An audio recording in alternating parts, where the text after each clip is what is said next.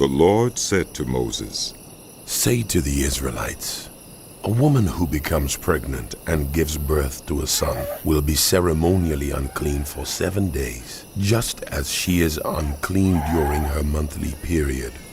On the 8th day, the boy is to be circumcised. Then the woman must wait 33 days to be purified from her bleeding. She must not touch anything sacred or go to the sanctuary until the days of her purification are over. If she gives birth to a daughter, for 2 weeks the woman will be unclean as during her period. Then she must wait 66 days to be purified from her bleeding.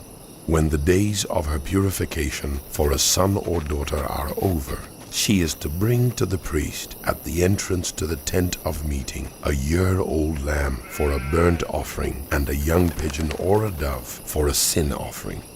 He shall offer them before the Lord to make atonement for her, and then she will be ceremonially clean from her flow of blood.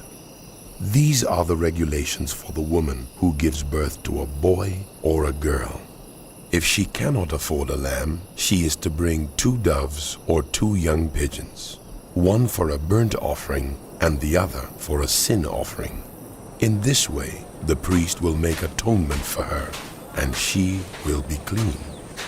The Lord said to Moses and Aaron, When anyone has a swelling or a rash or a shiny spot on their skin that may be a defiling skin disease, they must be brought to Aaron the priest or to one of his sons who is a priest. The priest is to examine the sore on the skin, and if the hair in the sore has turned white and the sore appears to be more than skin deep, it is a defiling skin disease. When the priest examines them, he shall pronounce them ceremonially unclean. If the shiny spot on the skin is white but does not appear to be more than skin deep, and the hair in it has not turned white, the priest is to isolate the affected person for 7 days. On the 7th day, the priest is to examine them, and if he sees that the sore is unchanged and has not spread in the skin, he is to isolate them for another 7 days. On the 7th day, the priest is to examine them again, and if the sore has faded and has not spread in the skin, the priest shall pronounce them clean. It is only a rash. They must wash their clothes, and they will be clean. But if the rash does spread in their skin after they have shown themselves to the priest to be pronounced clean, they must appear before the priest again. The priest is to examine them, and if the rash has spread in the skin, he shall pronounce them unclean. It is a defiling skin disease. When anyone has a defiling skin disease, they must be brought to the priest. The priest is to examine them, and if there is a white swelling in the skin that has turned the hair white, and if there is raw flesh in the swelling, it is a chronic skin disease, and the priest shall pronounce them unclean. He is not to isolate them, because they are already unclean. If the disease breaks out all over their skin, and so far as the priest can see, it covers all the skin of the affected person from head to foot, the priest is to examine them, and if the disease has covered their whole body, he shall pronounce them clean. Since it has all turned white, they are clean. But whenever raw flesh appears on them, they will be unclean. When the priest sees the raw flesh, he shall pronounce them unclean. The raw flesh is unclean. They have a defiling disease. If the raw flesh changes and turns white, they must go to the priest. The priest is to examine them, and if the sores have turned white, the priest shall pronounce the affected person clean. Then they will be clean. When someone has a boil on their skin and it heals, and in the place where the boil was, a white swelling or reddish white spot appears, they must present themselves to the priest. The priest is to examine it, and if it appears to be more than skin deep, and the hair in it has turned white, the priest shall pronounce them unclean. It is a defiling skin disease that has broken out where the boil was. But if when the priest examines it, there is no white hair in it, and it is not more than skin deep and has faded, then the priest is to isolate them for 7 days. If it is spreading in the skin, the priest shall pronounce them unclean. It is a defiling disease. But if the spot is unchanged and has not spread, it is only a scar from the boil, and the priest shall pronounce them clean. When someone has a burn on their skin and a reddish white or white spot appears in the raw flesh of the burn, the priest is to examine the spot, and if the hair in it has turned white and it appears to be more than skin deep, it is a defiling disease that has broken out in the burn. The priest shall pronounce them unclean. It is a defiling skin disease. But if the priest examines it, and there is no white hair in the spot, and if it is not more than skin deep and has faded, then the priest is to isolate them for 7 days. On the 7th day, the priest is to examine them, and if it is spreading in the skin, the priest shall pronounce them unclean. It is a defiling skin disease. If, however, the spot is unchanged and has not spread in the skin, but has faded, it is a swelling from the burn, and the priest shall pronounce them clean. It is only a scar from the burn.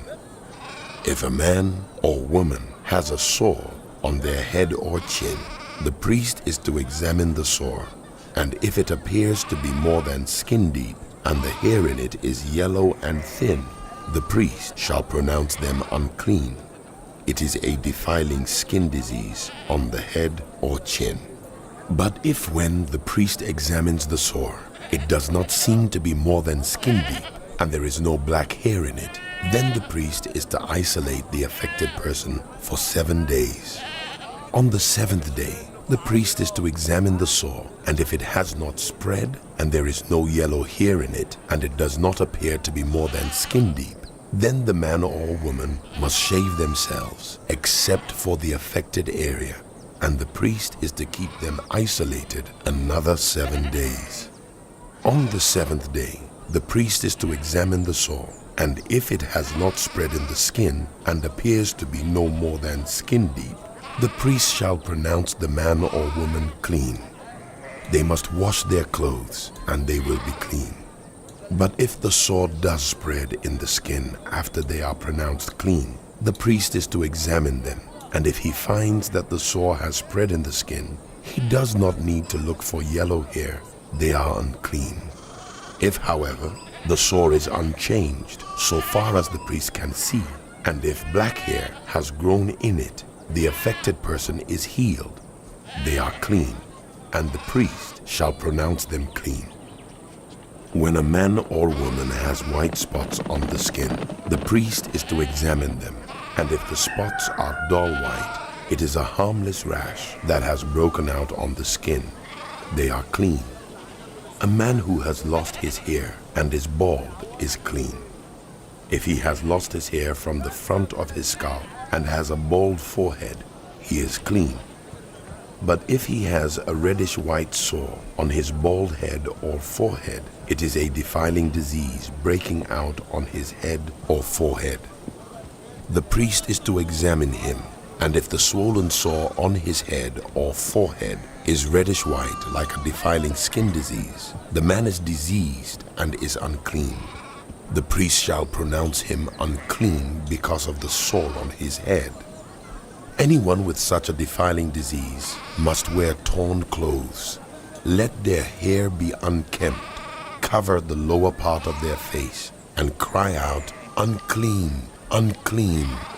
As long as they have the disease, they remain unclean. They must live alone. They must live outside the camp. As for any fabric that is spoiled with a defiling mold, any woolen or linen clothing, any woven or knitted material of linen or wool, any leather or anything made of leather, if the affected area in the fabric, the leather, the woven or knitted material, or any leather article is greenish or reddish, it is a defiling mold and must be shown to the priest. The priest is to examine the affected area and isolate the article for 7 days. On the 7th day, he is to examine it, and if the mold has spread in the fabric, the woven or knitted material, or the leather, whatever its use, it is a persistent defiling mold. The article is unclean. He must burn the fabric, the woven or knitted material of wool or linen, or any leather article that has been spoiled, because the defiling mold is persistent. The article must be burned. But if when the priest examines it, the mold has not spread in the fabric, the woven or knitted material, or the leather article, he shall order that the spoiled article be washed. Then he is to isolate it for another 7 days. After the article has been washed, the priest is to examine it again, and if the mold has not changed its appearance, even though it has not spread, it is unclean. Burn it, no matter which side of the fabric has been spoiled. If when the priest examines it, the mold has faded after the article has been washed, he is to tear the spoiled part out of the fabric, the leather, or the woven or knitted material. But if it reappears in the fabric, in the woven or knitted material, or in the leather article, it is a spreading mold. Whatever has the mold must be burned. Any fabric, woven or knitted material, or any leather article that has been washed and is rid of the mold must be washed again. Then it will be clean. These are the regulations concerning defiling molds in woolen or linen clothing, woven or knitted material, or any leather article, for pronouncing them clean or unclean. The Lord said to Moses, These are the regulations for any diseased person at the time of their ceremonial cleansing when they are brought to the priest. The priest is to go outside the camp and examine them. If they have been healed of their defiling skin disease, the priest shall order that 2 live, clean birds and some cedar wood, scarlet yarn, and hyssop be brought for the person to be cleansed. Then the priest shall order that one of the birds be killed over fresh water in a clay pot. He is then to take the live bird and dip it, together with the cedar wood, the scarlet yarn, and the hyssop, into the blood of the bird that was killed over the fresh water. 7 times he shall sprinkle the one to be cleansed of the defiling disease, and then pronounce them clean. After that, he is to release the live bird in the open fields. The person to be cleansed must wash their clothes, shave off all their hair, and bathe with water. Then they will be ceremonially clean. After this, they may come into the camp, but they must stay outside their tent for 7 days. On the 7th day, they must shave off all their hair. They must shave their head, their beard, their eyebrows, and the rest of their hair. They must wash their clothes and bathe themselves with water, and they will be clean. On the 8th day, they must bring 2 male lambs and 1 ewe lamb a year old, each without defect, along with 3/10 of an ephah of the finest flour mixed with olive oil for a grain offering, and 1 log of oil. The priest who pronounces them clean shall present both the one to be cleansed and their offerings before the Lord at the entrance to the tent of meeting. Then the priest is to take 1 of the male lambs and offer it as a guilt offering, along with the log of oil. He shall wave them before the Lord as a wave offering. He is to slaughter the lamb in the sanctuary area where the sin offering and the burnt offering are slaughtered. Like the sin offering, the guilt offering belongs to the priest. It is most holy. The priest is to take some of the blood of the guilt offering and put it on the lobe of the right ear of the one to be cleansed, on the thumb of their right hand, and on the big toe of their right foot. The priest shall then take some of the log of oil, pour it in the palm of his own left hand, dip his right forefinger into the oil in his palm, and with his finger sprinkle some of it before the Lord 7 times. The priest is to put some of the oil remaining in his palm on the lobe of the right ear of the one to be cleansed, on the thumb of their right hand, and on the big toe of their right foot, on top of the blood of the guilt offering. The rest of the oil in his palm the priest shall put on the head of the one to be cleansed, and make atonement for them before the Lord. Then the priest is to sacrifice the sin offering and make atonement for the one to be cleansed from their uncleanness. After that, the priest shall slaughter the burnt offering and offer it on the altar together with the grain offering, and make atonement for them, and they will be clean. If, however, they are poor and cannot afford these, they must take one male lamb as a guilt offering to be waved to make atonement for them, together with 1/10 of an ephah of the finest flour mixed with olive oil for a grain offering, a log of oil, and 2 doves or 2 young pigeons, such as they can afford, one for a sin offering and the other for a burnt offering.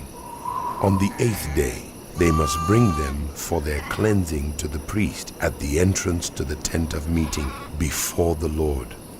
The priest is to take the lamb for the guilt offering together with the log of oil and wave them before the Lord as a wave offering. He shall slaughter the lamb for the guilt offering and take some of its blood and put it on the lobe of the right ear of the one to be cleansed, on the thumb of their right hand, and on the big toe of their right foot.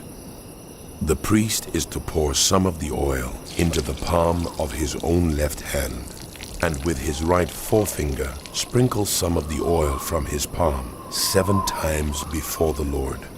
Some of the oil in his palm he is to put on the same places he put the blood of the guilt offering, on the lobe of the right ear of the one to be cleansed, on the thumb of their right hand, and on the big toe of their right foot. The rest of the oil in his palm the priest shall put on the head of the one to be cleansed, to make atonement for them before the Lord.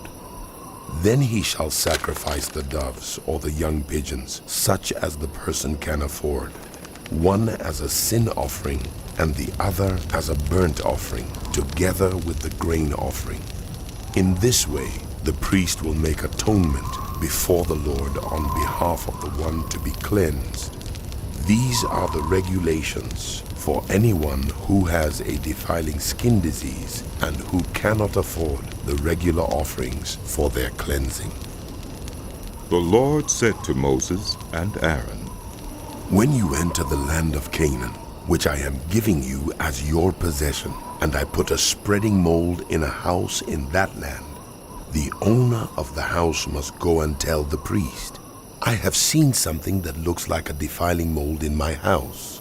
The priest is to order the house to be emptied before he goes in to examine the mold, so that nothing in the house will be pronounced unclean.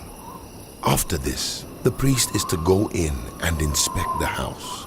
He is to examine the mold on the walls, and if it has greenish or reddish depressions that appear to be deeper than the surface of the wall, the priest shall go out the doorway of the house and close it up for 7 days. On the 7th day, the priest shall return to inspect the house. If the mold has spread on the walls, he is to order that the contaminated stones be torn out and thrown into an unclean place outside the town. He must have all the inside walls of the house scraped and the material that is scraped off dumped into an unclean place outside the town. Then they are to take other stones to replace these, and take new clay and plaster the house. If the defiling mold reappears in the house after the stones have been torn out and the house scraped and plastered, the priest is to go and examine it. And if the mold has spread in the house, it is a persistent defiling mold. The house is unclean.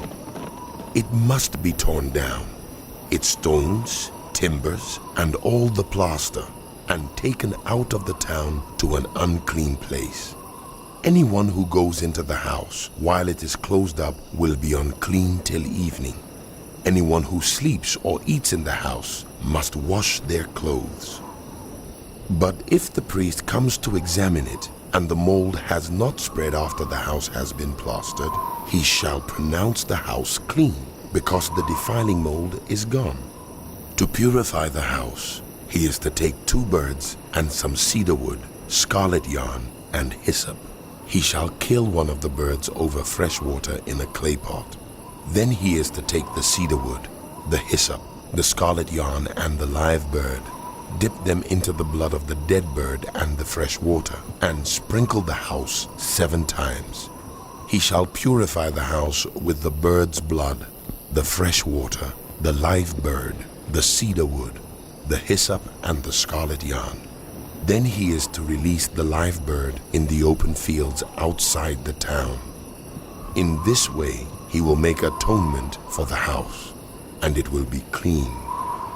These are the regulations for any defiling skin disease, for a sore, for defiling molds in fabric or in a house, and for a swelling, a rash, or a shiny spot, to determine when something is clean or unclean.